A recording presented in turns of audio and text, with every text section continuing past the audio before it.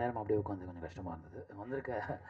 வந்திருக்க எல்லாருக்கும் என்னுடைய வணக்கம். குறிப்பாக மேடையில் இருக்க ஜாம்பவான்கள், Kasthuri Raja sir, Rajan sir and Perarasu sir, நண்பர் மைக்கேல் அவர்கள். ஸோ இதெல்லாம் இவங்க வாழ்த்து வந்ததுக்கு என்னுடைய மனமார்ந்த நன்றியும் வணக்கமும். இந்த படத்தில் ஒரு முக்கியமான விஷயம் நான் சொன்னேன்னா, முதல்ல நான் இந்த சம்மந்தமாக மீட் பண்ணது இயக்குனர் குணா அவங்கள. அவங்க ஒரு 1.5 மணி நேரம், ஒரு 2 மணி நேரத்துக்குள்ளே இந்த கதையை சொன்னாங்க. கதையை கேட்டுகிட்டே வந்தேன். போக போக போக போக நல்லா இருக்குன்னு சொல்லிட்டு முடிச்சதுக்கப்புறம் அப்படியே ஒத்து பார்த்தேன் அவரை. என்ன சார் பார்க்குறீங்க, எதுவுமே சொல்லலைன்னு கேட்டார். எப்படி இந்த கதையை நீங்கள் பண்ணீங்க, எப்படி உங்களுக்கு இது தோணுச்சு அப்படின்னு கேட்டேன். அப்போ சொன்னார், அந்த சில டேர்ம்ஸ் எல்லாம் யூஸ் பண்ணார். அதெல்லாம் பர்ஃபெக்டாக இருந்தது. மெடிக்கல் டேர்மாக இருக்கட்டும், இதெல்லாம் இருக்கட்டும். எங்கேருந்து இதை பிடிச்சிங்க? ஏன்னா அவரை நான் பார்க்கும்போது அவர் என்கிட்ட என்ன சொன்னார்னா, நான் சார் யார்கிட்டையுமே ஒரு ப்ராப்பர் அசிஸ்டண்ட்டாக நான் ஒர்க் பண்ணல சார். நான் ஜென்ரலாக அப்சர்வ் பண்ணி தான் சார் நான் டைரக்டராக போகிறேன் அப்படின்னார். பரவாயில்ல சார், இதில் என்ன இருக்குது, நீங்கள் பண்ணுங்கள், கதையை சொல்லுங்கள், அப்புறம் கேட்கலாம்னு சொன்னதுக்கப்புறம் தெரிஞ்சுது. அப்போ தான் சொன்னார், இந்த படத்தோட முக்கியமான கதை எங்களுக்கு எங்களை ப்ரொடியூசர் சார் தான் சொன்னாங்க. அவரோட கதை அவருடைய கதை, இதில் நான் ஸ்க்ரீன் ப்ளே தான் பண்ணியிருக்கேன் அப்படின்னு அவர் சொன்னார். நான் உடனே சொன்னேன், இந்த படம் பண்ணலாம் சார் அப்படின்னு. ஏன்னா அந்த அந்த கதையை அவ்வளோ சாதாரணமாக சொல்லிட முடியாது. அந்த கதையை அப்படி யோசிக்கிறதும் ஒரு கஷ்டமான விஷயம். பைப்போலார் டிஸார்டருங்கிறது ஆக்சுவலாக எல்லாருக்குள்ளேயுமே இருக்குது. அது ஆழ் மனசில் போய் உங்களை சிதைக்கும் போது உங்களுடைய வெளிப்பாடு உங்களுக்கு என்ன நடக்குதுன்னு உங்களுக்கு தெரியாது. அது என்ன ஆகும், எப்படி கடத்தும் ஒரு மனிதனை, எந்த இடத்துக்கு கடத்தும் ஒரு விஷயம் இருக்குது. அது எதில் வேணாலும் வரலாம். உதாரணத்துக்கு இந்த படம் ஷூட்டிங் நடக்கும்போது குணா அவர்களுக்கு ரொம்பவே உடம்பு சரியில்லாமல் போச்சு. பட் அவர் அதையும் மீறி லொக்கேஷனில் இருந்து தனக்கு உடம்பு சரியில்லை, அப்படி ஷூட்டிங் பண்ணிகிட்டே இருந்தார். நான் கூட கேட்டேன், வேணா ஒரு வாரம் பிரேக் எடுத்துக்கோங்க, நீங்கள் வேறு ஏதாவது பிரச்சனை வந்துட போகுது, நீங்கள் டாக்டர் ஒரு தடவை பார்த்துங்கன்னார். அப்புறமா ஒரு 4-5 நாள் பிரேக் எடுத்துக்கிட்டு அவருடைய இன்னொரு நண்பர் அந்த போர்ஷன்ஸ் டைரக்ட் பண்ணாங்க. ஸோ அப்போ நான் பார்க்கும்போது எனக்கு இந்த கதையை கேட்டோன்னா தான் ஞாபகம் வந்தது. அந்த பைப்போலார் டிசீஸ் அப்படிங்கிறது மட்டும் இல்லை, இப்படி நம்மளுக்குள்ளே ஒரு மனச்சிதைவு ஏற்படுற எல்லாமே ஒரு ரிஸ்க்கான விஷயந்தான். அவர் அது எங்கே என்னால் ஷூட்டிங் நின்றுமோ அப்படிங்கிற பயத்தில் உருவானது தான் அவருக்கு. அது தனக்குத்தானே அந்த இதை டெவலப் பண்ணிக்கிட்டாரு. ஸோ முக்கியமான விஷயம் இந்த கதை. ஏன்னா இது சொசைட்டியில் இப்படி ஒரு ப்ராப்ளம் இருக்குங்கிறது நிறைய பேருக்கு தெரியாது. ஒரு காலத்தில் சில மலையாள படங்களில் தான் நான் அந்த மாதிரி பார்த்துருக்கேன். அப்படி இந்த மாதிரி விஷயத்தை ஹேண்டில் பண்ணது கொஞ்சம் ரொம்ப நாளைக்கு முன்னாடி ரொம்ப லைட்டாக ஹேண்டில் பண்ணியிருப்பாங்க. மனசுக்குள் மத்தாப்புன்னு ஒரு படம். பட் இதோட கோர் டீட்டெயிலை சொல்லும். இது சொசைட்டிக்கு மிக முக்கியமான தேவையான ஒரு விஷயம். ப்ரொடியூசர் செந்தில்வேலன் சார் இன்னும் 5-6 கதைகள் வச்சுங்க சார், எல்லா கதையிலையுமே நடிக்கிறேன் சார், கவலைப்படாதீங்க சார். அதே மாதிரி பேரரசு சார் கண்டிப்பாக நான் சினிமாட்டோகிராஃபி பண்ணிடுறேன் சார், 2025 பண்ணுறேன் சார். நான் ஒரு நல்ல கதைக்காக வெயிட் பண்ணிட்டுருக்கேன் சார்.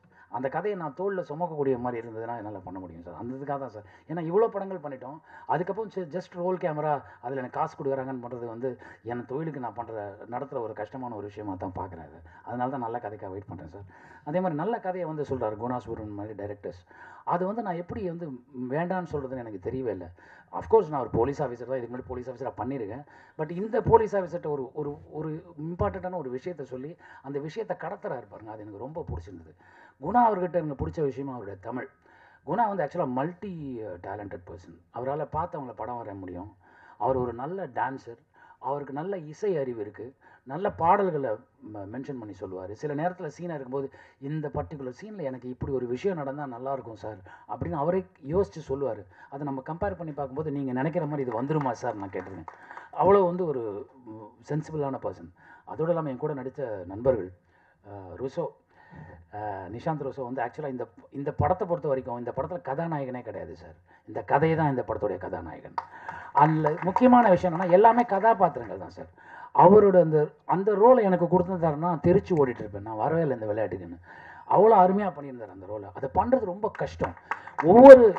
ஒவ்வொரு ஸ்டாண்ட்ஸ்க்குமே நீங்கள் எக்ஸ்பிரஷனை மாற்றணும், பாடி லாங்குவேஜை மாற்றணும், பல கஷ்டங்கள் இருக்குது. உங்களை ஆக்சுவலாக பைப்போலார் டிசீஸால் பாதிக்கப்பட்ட மனிதராகவே அவர் வாழ்ந்துட்டாருன்னு அந்த படத்தில் சொல்லணும். அதே மாதிரி பாடினி குமார், அவங்களுக்கு இது 2வது படமோ என்னவோ தான். அவங்க நான் அவங்களுக்கு எனக்கு ஸ்க்ரீன் ஷேர் பண்ண முடியலனாலும் அவங்களோட ஃபுட்டேஜை நான் பார்த்தேன். எப்படி இவ்வளோ ஃபாஸ்ட்டாக பண்ணாங்க, எவ்வளோ டைம் எடுத்து டேரக்டர் கிட்ட ஒரு எத்தனை டேக்குன்னு இல்லை சார், ஒரே டேக்கில் முடிச்சிட்டாங்க சார் அவங்க எல்லாத்தையும். அவ்வளோ அருமையாக பண்ணியிருந்தாங்க. 2வது அவங்க தமிழ் ரொம்ப அருமையான தமிழ். இந்த பாடினா என்ன, நிறைய பேருக்கு காக்கை பாடினியான்னு கேள்விப்பட்டிருக்கீங்க இல்லையா, அந்த பாடினி தான் அவங்க, அப்படி வச்சுக்கிங்களேன் நீங்கள்.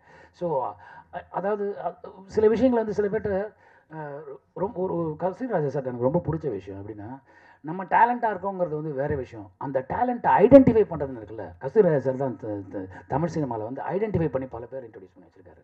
அதே மாதிரி வந்து பேரரசு சார், அவர்கிட்ட வந்து எப்போவுமே ஒரு அவருடைய படங்கள் பார்த்தீங்கன்னா படபடன்னு இருக்கும், ஆனால் அந்த எமோஷன் செம்ம ஸ்ட்ராங்காக இருக்கும்.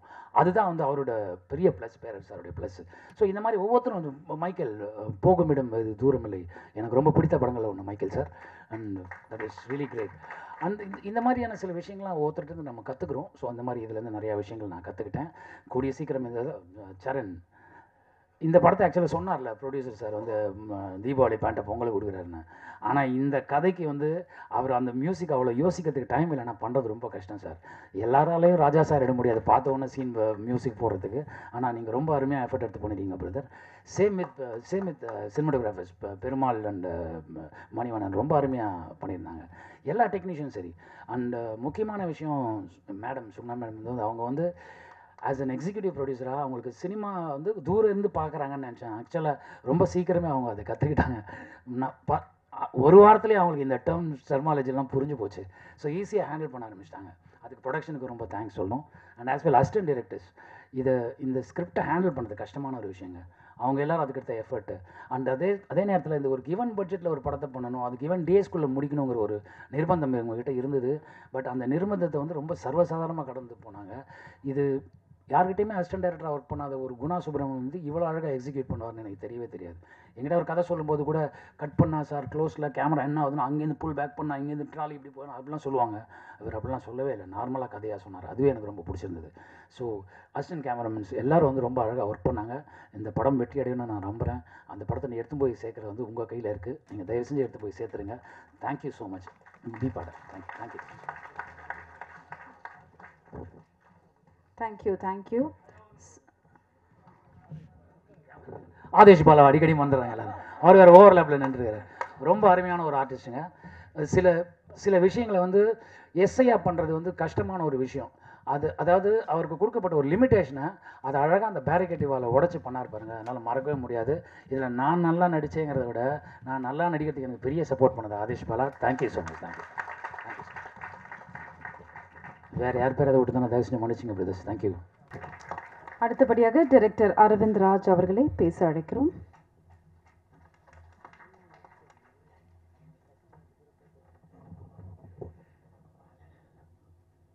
இந்த இனிய விழாவிலே கலந்து கொள்ளக்கூடிய இந்த நல்ல வாய்ப்பினை வழங்கிய நல்ல உள்ளங்களுக்கு முதற்கண் நன்றி கலந்த வணக்கங்களை தெரிவித்துக் கொள்கிறேன். ஒரு சீசா வந்து ஒரு அற்புதமான படம். நம்ம இயக்குனர் குணா வந்து எனக்கு ஒரு சகோதரர் மாதிரி, தம்பி மாதிரி. நீங்கள் தான் இந்த ரோலை பண்ணணும்னு சொல்லி ஒரு அற்புதமான ரோலும் கொடுத்துருக்காரு. ஒரு மாறுபட்ட ஒரு இந்த கதை அம்சம் வந்து ரொம்ப அற்புதமான கதை அம்சம். தயாரிப்பாளரோட கதை அவங்க வந்து நேரில் சந்தித்த ஒரு நிகழ்ச்சி. இன்றைய காலகட்டத்திற்கு மிகவும் தேவையான ஒரு விஷயம். இந்த விஷயம் அவர் சொல்ல வந்திருக்க விஷயம் அது வெளில சொல்லக்கூடாது, அது கதையோட இது. ஒரு அற்புதமான விஷயம், நாட்டுக்கு தேவையான ஒரு விஷயத்தை அதை அற்புதமாக ஒரு வடிவமைச்சு ரொம்ப அருமையாக வந்து பண்ணியிருக்காங்க. இந்த டீம் எல்லாருமே ஒரு குடும்பமாக தான் ஒன்றா தான் வந்து ஒர்க் பண்ணோம். நட்டி சாரோட முதலாக நான் நடித்தேன். ரொம்ப அற்புதமாக இருந்தது அந்த அனுபவம். இது ஒரு நம்ம குணா சார் வந்து ரொம்ப மெனக்கட்டு ரொம்ப நிறைய அதில் கான்சென்ட்ரேட் பண்ணி நல்லா பண்ணியிருக்காங்க. நம்ம கதாநாயகி பாடினி, அவங்கள பற்றி சொல்லணும். அந்த பாடினின்ற பேர் எனக்கு ரொம்ப பிடிச்சிருச்சு, அதனால் அது மைண்டில் ஏறிடுச்சு. நான் திரும்ப கேட்டேன், உன் பேர் பாடினியா, ஒரிஜினலாகவே உன் பேர் பாடினியா? ஆமாம் சார், எங்கள் அப்பா வந்து ரொம்ப தமிழ் பற்று, அதனால் எனக்கு வச்சாங்க அந்த பேரை அப்படின்னு சொல்லி. நல்ல ஒரு அருமையான கதை. பத்திரிகையாளர்கள் உங்கள் கையில் இருக்குது. நீங்கள் நிச்சயமாக வந்து இந்த படத்துக்கு வந்து நல்ல வரவேற்பு கொடுப்பீங்கன்ற நம்பிக்கை எனக்கு இருக்குது. ஏன்னா அதுக்கு உள்ளுக்குள்ள அந்த விஷயங்கள் அப்படி அமைஞ்சு இருக்குது. இந்த படத்தை சிறிய படம் பெரிய படம் என்று நீங்கள் நிச்சயமாக பார்க்க மாட்டீர்கள். இந்த படத்தை பெரிய படமாக ஆக்க வேண்டிய பொறுப்பு வந்து உங்கள் கையில் இருக்குது. அவங்க ரிலீஸ் பண்ணுற டைமும் ஒரு நல்ல டைமில் ரிலீஸ் பண்ணுறாங்க, பெரிய அப்போசிங் இல்லாமல். அதனால் இந்த படத்திற்கு முழு ஒத்துழைப்பு கொடுத்து இதை பெரிய அளவு கொண்டு வரணும். மேடையில் வீட்டிற்கும் நமக்கு கஸ்தூரி ராஜா சார் அவர்களுக்கும் அவரும் இப்போ நிறையா நடிக்க ஆரம்பிச்சிட்டாரு. அடுத்த படத்துக்கு மைண்டில் வச்சுக்கோங்க. சார் அற்புதமாக பண்ண ஆரம்பிச்சிட்டாரு. ராஜன் அண்ணா வந்து சொல்லுவாங்க இந்த படத்தை பற்றி. ஏன்னா அவங்க தான் சொல்லுவாங்க, சிறிய படத்துக்கு வந்து அதை வெளியில் கொண்டுட்டு வரதுக்காக அவங்க எந்த அளவுக்கு வந்து பல முயற்சிகள் எடுத்து செஞ்சிட்ருக்காங்கங்கிறது எனக்கு நல்லா தெரியும். ஆனால் இது ரொம்ப நல்ல படம், அற்புதமான படம். சிறிய படம் பெரிய படம்னு இல்லாமல் மக்களுக்கு தேவையான ஒரு அருமையான கருத்தை சொல்லியிருக்காங்க. நிச்சயமாக நல்லா வரும். தயாரிப்பாளர் அவர்களுக்கு சிங்கேரவேலன் சார் தானே, செந்தில்வேலன் சார் அவர்களுக்கு என்னுடைய மனமார்ந்த நன்றி. ஏன்னா அற்புதமான ஒரு டீமை தேர்ந்தெடுத்துட்டு அவர் ஊர்லேருந்து வரவே மாட்டார். ஷூட்டிங் நடக்கிறப்பலாம் ஊர்லேயே இருப்பார். ஏன்னா அவர் டாக்டர், அந்த வேலையை பார்த்துக்கிட்டு அதில் பிஸியாக இருப்பார். அங்கேருந்து டைரக்ட் பண்ணியிருக்காரு பாருங்க. ஏன்னா அவருடைய கதை அது, தான் குழந்தைங்கும் போது அதை பாதுகாக்கணும்ல அவர். அது மாதிரி என்ன ஒரு நம்பிக்கை இருந்தால் அவர் எல்லார்ட்டையும் வந்து ஒத்துட்டு நீங்கள் பண்ணுங்க அப்படின்னு விட்டுருக்காருங்கிறது வந்து ஒரு மிகப்பெரிய விஷயம். அதே மாதிரி ஆதேஷ் சொன்ன மாதிரி வந்து பேமெண்ட்லாம் அவங்க போகிறதுக்கு முன்னாடியே வந்து கொடுத்து விட்டாங்க. ரூசோவுக்கு வந்து ஒரு அருமையான கேரக்டர், ரொம்ப நல்லா பண்ணியிருக்காப்புல இதில். நானும் பார்த்தேன். ஏன்னா என்னை உட்கார வச்சுட்டு அவர் எடுத்துக்கிட்டு இருப்பார். அது நம்ம சொல்லக்கூடாது, பல டைரக்டரை நாங்கள் பலரை உட்கார வச்சுருக்கோம். அதனால் ரொம்ப அற்புதமான ஒரு கேரக்டர், ரொம்ப நல்லா பண்ணியிருக்காப்புல. எல்லாருமே நல்லா பண்ணியிருக்காங்க. படம் நிச்சயமாக பெரிய படமாக வரும். அதுக்கு உங்களுடைய பத்திரிகை நண்பர்களும் ஊடக நண்பர்களும் ஒரு நல்ல ஆதரவை கொடுத்து படத்தை வெற்றி பெற செய்ய வேண்டும் என்று மீண்டும் ஒரு முறை கேட்டுக்கொண்டு இந்த விழாவிலே கலந்து கொள்ளக்கூடிய இந்த நல்ல வாய்ப்பை வழங்கிய தம்பி குணா அவர்களுக்கு மீண்டும் எனது நன்றியை தெரிவித்துக் கொண்டு விடைபெறுகிறேன். நன்றி, வணக்கம். அடுத்தபடியாக PRO விஜய முரளி அவர்களை பேச அழைக்கிறோம். அடுத்தபடியாக டைரக்டர் பேரரசு அவர்களை பேச அழைக்கிறோம்.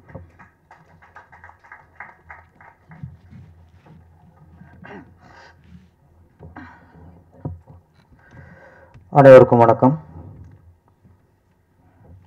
இயக்குனர் மைக்கேல் அவர் தன்னோட படத்துக்கு பேர் சொன்னார், போகும் இடம் தூரமில்லை. அதான் போகும் இடம் வெகு தூரம் இல்லை. அது சொன்ன உடனே எவ்வளோ கைத்தட்டல் பார்த்தீங்களா? அந்த கைத்தட்டல் தான் அந்த படத்துக்கான வெற்றி.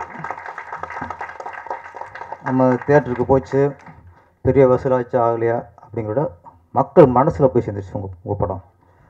அந்த கைத்தட்டல் தான் அது ஆதாரம். வாழ்த்துக்கள் சார், நல்ல படம் கொடுத்துருக்கேன், வாழ்த்துக்கள். அடுத்து இங்கே வாழ்த்து வந்திருக்க எப்பவும் ரெகுலராக எல்லா படத்துக்கும் வாழ்த்து வர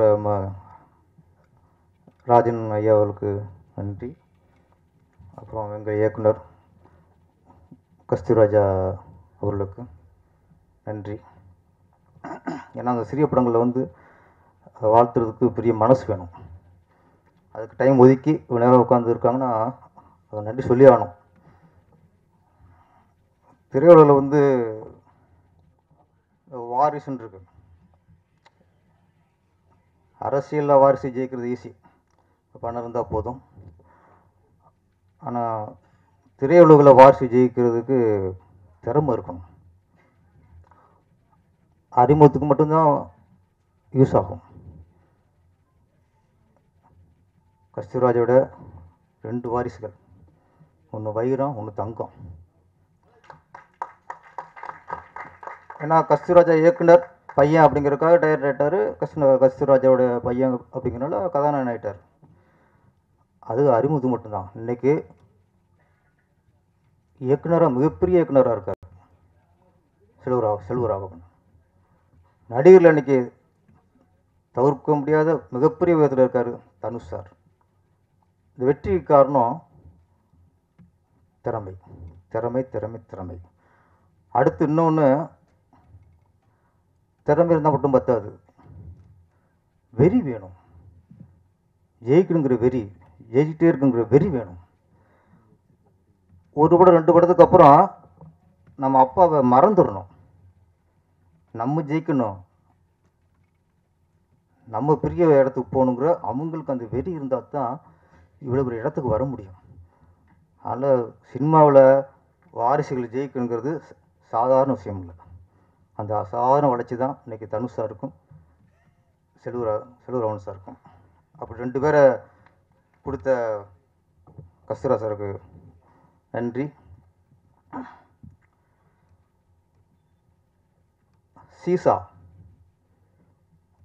சீசானா மீனிங் எல்லாருக்கும் தெரியும். இந்த விளையாட்டும்பாங்கள பார்க்கெலாம் பார்த்துருப்பீங்க. இந்த பக்கம் குழந்தை அந்த பக்கம் குழந்தை இருக்கும். ஏற்று இறக்கு அப்படின்னு விளையாட்டு. அது விளையாட்டுலேயே சிறந்த விளையாட்டு சீசா.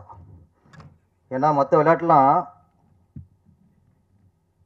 வெற்றி அடையுது ஓகே, ஒருத்தன் தோக்குறத நம்ம விரும்புவோம், ரசிக்க மாட்டோம், விரும்புவோம்.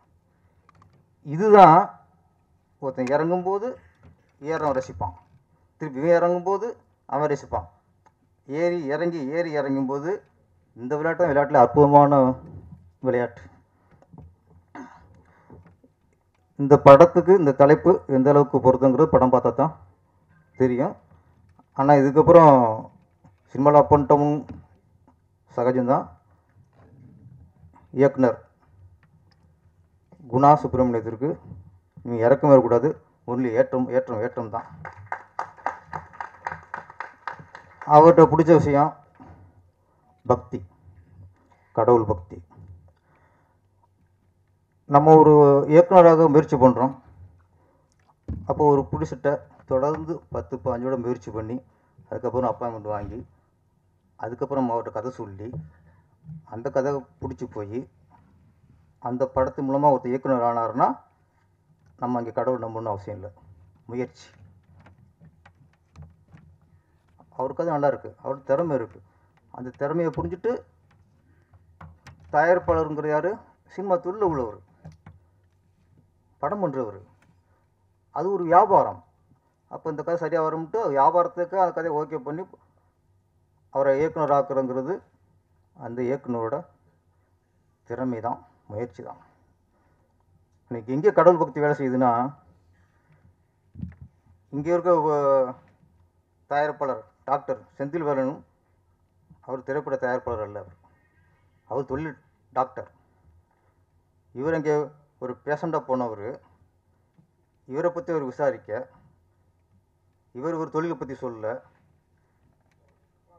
அங்கே ஒரு டாக்டர் வந்து இவரை டைரக்டர் ஆக்குறார். அங்கே தான் கடவுள் இருக்கார். அது முயற்சி, திறமைக்கலாம் அடுத்த விஷயம். அப்போ அங்கே கடவுளை நம்பி ஆகணும். இன்னும் நல்லா சொன்னார், செந்தில் வேலன் எனக்கு சிவன், சூனா மேடம் எனக்கு சக்தி. நம்ம சாமியை வந்து கோயிலில் தேடணும் அவசியம் இல்லை, அங்கே போய் சிலையில் பார்க்கணும் அவசியம் இல்லை. தக்க சமயத்தில் நம்ம வாழ்க்கையில் யார் உதவி பண்ணுறாங்களோ அவங்க தான் கடவுள். அங்கே கடவுளுக்கு உருவம் இருக்குது. இப்போ இயக்குனர் குணா சுப்பிரமணியத்தை பொறுத்த வரைக்கும் சிவனோட உருவம் நம்ம லிங்கமா அதெல்லாம் இல்லை, செந்தில் வேலன் தான். சக்தியின் உருவம் சூனா மேடம் தான். என்னைக்கு ஒருத்தர் நமக்கு உதவி செஞ்சவரை தெய்வம் நினைக்கிறாங்களோ அவங்கள உயர்ந்த மணி யாருமே இல்லை சார். இங்கே குணா சுப்பிரமணியங்கிறது அவர் இயக்குனர் அப்படிங்கிறத விட முதல்ல ஒரு நன்றியுள்ள மனிதராக இருக்கார். அந்த அந்த நல்ல உள்ளமே நம்மளுக்கு வெற்றிக்கு வழிவகுத்துரும். அப்புறம் தயாரிப்பாளர் வெற்றி வேலன், செந்தில் வேலன், அவர் மருத்துவராக இருந்தால் கூட அவருக்குள்ள ஒரு கலைஞர் இருந்திருக்காரு, அவருக்குள்ள ஒரு கதாசிரியர் இருந்திருக்கிறாரு சார். நம்மளை பொறுத்து எல்லாருக்குள்ளேயும் ஒரு கதை இருக்குது சார். எல்லா மனிதருக்குள்ளேயும் ஒரு ஒரு பிரச்சனை இருக்கும், ஒரு கதை இருக்கும். அது அவங்களுக்கு கதையாக தெரியாது. ஹோட்டலில் ஒர்க் பண்ணுறவங்களுக்குள்ள ஒரு கதை இருக்கும், குப்பை எழுறாங்களா அவங்களுக்குள்ள ஒரு கதை இருக்கும், துணிக்கடை ஒர்க் பண்ணுறவங்கள ஒரு கதை இருக்கும். எல்லாருக்குள்ளேயும் ஒரு கதை இருக்கும். நம்மள என்ன நினைக்கிறோம், அது கதையை நினைக்கிறதில்ல, நம்ம பிரச்சனை நினைக்கிறது. எனக்கு இந்த பிரச்சனை, எனக்கு தங்கச்சியால் பிரச்சனை, எனக்கு மச்சானால பிரச்சனை, எனக்கு பார்ட்னரால் பிரச்சனை. எல்லாருமே நமக்குள்ள கதையை பிரச்சனை சொல்லிட்டு இருக்கோம். நான் டாக்டர் தான் அவருக்குள்ள பிரச்சனையை கதையாக சொல்லியிருக்கார். அப்போ நம்ம பிரச்சனையாக இல்லாமல் அதை கதையை பார்த்தாலே அதை ரசிச்சிடுவோம், நம்ம டெவலப் பண்ணுவோம் கதையை. அப்போ நமக்குள்ள பிரச்சனையை அதை நீ கதையை நினச்சி பாருங்கள், இது இப்படி போனால் எப்படி இருக்கும், இப்படி போனால் இப்படி நினச்சி பார்த்தாலே அங்கேயே நம்மளுக்கு இந்த மன அழுத்தம் போய் தேவையில்லாத ஒரு மன உளைச்சல் ப்ரெஷர் அதெல்லாம் போய் ஈஸியாயிரும். இன்றைக்கி இந்த மேடை கற்றுக்கிட்டது நட்டி சார், எந்த பிரச்சனை வந்தாலும் சரி இது ஒரு கதை அப்படின்னு கதையை உருவாக்கிட்டா முடிஞ்சு போச்சு, பிரச்சனை ரொம்ப சால்வ் ஆயிரும். அதனால் ஒரு நல்ல கதாசிரியர் நம்ம திரையுலகம் கிடச்சிருக்காரு. கதாசிரியர் மட்டும் இல்லை, பாடலாசிரியர். இப்போ நான்லாம் பாட்டு எழுதுனேன், நான் ஒரு 5 வருஷம் இப்போ ஃபீல்டில் இருந்து அப்புறம் கம்போசிங் போகும்போது அந்த டியூனை கேட்டுட்டு நானாக சில இப்போ டம்மியாக வாரிலாம் போட்டு ட்ரெயினப் பண்ணி தான் நான் டயர்ட் ஆனதுக்கப்புறம் என் படத்தில் பாட்டு எழுதினேன். அது ரொம்ப ஈஸி, நம்ம இடத்துக்கு நம்ம எழுதுறதுலாம் ரொம்ப ஈஸி. அடுத்தவங்க கொடுக்குறத நம்ம அதுதான் திறமையான டெவலப், மற்றவங்க திறமை நம்மளுக்கு டெவலப் பண்ணிக்கிறது தானே. ஆனால் எடுத்த உடனே கதை, அடுத்து பாடல். சார் பாடல் கதை எழுதுறது கூட ஈஸி சார், ஆனால் பாடல் எழுதுறது ரொம்ப கஷ்டம். அது எழுதுறதுன்னு தெரியும். அதுவும் இப்போ உள்ள மியூசிக் அவங்க போகிற டியூனுக்கு வார்த்தையை போட்டு ரொம்ப கஷ்டம். அப்போல்லாம் கொஞ்சம் இழுப்பாங்க, அப்படியே வார்த்தை போட்டுருவான், போவோமா ஊர்கோலம் விழுந்துருவான். இப்போ அப்படி இல்லையா, டட்டக்கு டக்கு டட்டக்கு டக்கு எங்கிட்ட வார்த்தை தர்றது. ஒரு வார்த்தையை மடக்கி கரிச்சிப்பை மடித்து பேண்டுக்கு வைக்கிற மாதிரி இருக்கு. இப்போ அப்போல்லாம் அப்பல கரிச்சிப்பை அயன் பண்ணுற மாதிரி. அப்போ இந்த சூழலில் இப்போ உள்ள மியூசிக் டைரக்டருக்கு பாட்டு எழுதுறது மிகப்பெரிய சவால். அந்த சவாலில் ஃபஸ்ட்டு வெற்றி அடிச்சிட்டாரு நம்ம ப்ரொடியூசர். அதில் ஒரு வரி இருந்துச்சு, சூப்பர் வரிங்க. பூகோளத்தில் முதல் தலைவன் தமிழன் தான். இந்த பூமியிலே முதல் தலைவன், முதல் மனிதனும் தமிழன் தான். ஆனால் நம்ம பெரும் பேசிட்டு கொண்டிதான், நாங்கள் தான் ஆதி தமிழன், நாங்கள் தான் மூத்த தமிழன் எல்லாம் நம்ம சொல்லிக்க வேண்டிதான், மற்ற சொல்ல மாட்டான். நம்ம பெருமையை நம்ம சொல்ல வேறு யார் சொல்கிறது? அப்போ உண்மையை திருப்பி சொல்லிட்டு இருந்தால் தான் நமக்கே நம்ம தான் மூத்த குடிமகனும் அப்படின்னு ஞாபகத்துக்கு இருந்துகிட்டு இருக்கோம். நான் நல்ல வார்த்தை போட்டார், முதல் மனிதன் சொல்ல முதல் தலைவன் தமிழன் தான், உலகத்திலே மிக சிறந்த தலைவன். அது தமிழனுக்கு தமிழன் நம்மளா தலைவன் நடிச்சு கொண்டிதான் என்ன. அது ஒரு உற்சாகம் தானே, ஒரு நல்ல வார்த்தை. டக்குனு இவ்வளோ வரியில் அந்த வார்த்தை வந்து இன்றைக்கும் மனசில் அப்படியே பதிஞ்சிருச்சு. அப்புறம் இந்த படத்தோட கதாநாயகன் நட்டி அவர்கள், அவரை பற்றி சொல்லணும்னா, இப்போ விஜய் சார் வந்து அரசியலுக்கு வந்துருக்கிறாரு. இன்றைக்கி சம்பளம் 150 கோடி 200 கோடி சொல்கிறாங்க. அந்த அவ்வளோ பெரிய அமௌண்ட்லாம் விட்டுட்டு, அவ்வளோ பெரிய வருமானத்தை விட்டுட்டு இன்றைக்கி முழுக்க அரசியலுக்கு வந்துட்டார். எப்படி விஜய் சார் அவ்வளோ பெரிய வருமானத்தை விட்டுட்டு அரசியலுக்கு வந்தாரோ அதே மாதிரி சார் நட்டியும். அக்கா நட்டி அரசியல் வந்துட்டா சொல்லிடுறாதீங்க, நம்ம தலைப்பு ரெடியாகிடுச்சு, ஹெட்டிங் ரெடியாகிடுச்சு. அவர் கேமராமேனா இன்னைக்கு இறங்கினாருன்னா பல கோடி சார். இன்னைக்கும் இந்தி படங்களில் இன்னைக்கும் அவ்வளோ எதுவும் இருக்காங்க, கூப்பிட்டு இருக்காங்க. அவர் பொழைக்க தேவை மனுஷன் வருதுல கொடி வருதுல வாங்கி கல்லா கட்டாமல் இந்த நடிப்புங்கிறதுல அவருக்கு அவ்வளோ ஒரு ஆர்வம். அதில் ஒரு அதில் நடிப்பு லவ் பண்ணுறாரு. அப்போ இந்த படத்துக்கு நீங்கள் கேமராமேனா உங்களுக்கு 5 கோடி சம்பளம், இந்த படத்தில் ஹீரோவானா உங்களுக்கு 50 லட்சம் சம்பளம், 5 கோடி தூக்கி போட்டுருவார். நீ 50 லட்சம் 5 லட்சம் தெரியா வாரா நான் ஹீரோயா. மனுஷனுக்கு நானும் யோசிப்பேன், என்னடா இவ்வளோ ஆஃபர் இருக்குது, இவர் அந்த நடிப்பில் அவ்வளோ ஒரு ஈர்ப்பாக இருக்காரு அப்படின்னா, நமக்கு எது பிடிக்குதோ, நம்ம மனசு எது விரும்புதோ, நம்ம எதை செஞ்சால் நம்ம மனசுக்கு நம்ம ஆத்ம திருப்தி இருக்குதோ அங்கே பணத்தையே பார்க்கக்கூடாது சார். அதுதான் வாழ்க்கை. பணத்துக்காக போயிட்டு இருந்தோம்னா நாளைக்கு இந்த இது கிடைக்காது, இந்த சந்தோஷம் கிடைக்காது, இந்த நிம்மதி கிடைக்காது. அப்போ குழந்தையா இருக்கும்போது அது என்னத்தை இது விரும்புதோ அதை கொடுத்தா தான் அது சந்தோஷம். அன்னைக்கு விரும்புகிறத 20 வருஷம் கொடுத்தா சாப்பிடுமா? குழந்தையா இருக்கும்போது அதுக்கு ஸ்வீட் பிடிக்கும், லட்டு கேட்கும், சிலேபி கேட்கும், எல்லாம் கேட்கும். ஆப்பிள் சேர்க்கணும் சுகர் வந்துடும். சுகர் வரும்போது சிலேபி கொடுனா தூக்கி எரிஞ்சிடுவாங்க. அப்போ அந்தந்த நேரத்தில் என்னென்ன கிடைக்குதோ, எது மனசுக்கு பிடிக்குதோ அங்கே லாபம் நஷ்டம் பார்க்காம மனசுக்காக வாழ வேண்டும். மனசுக்காக வாழ. எனக்கு தெரியும் நட்டி சார் இந்த ஒரு 5 வருஷத்தில் அவர் எத்தனை கோடி இழந்திருப்பாருன்னு எனக்கு தெரியும். ஒரு அசுரன் வா மகாராஜா, நான் தான் மகாராஜா.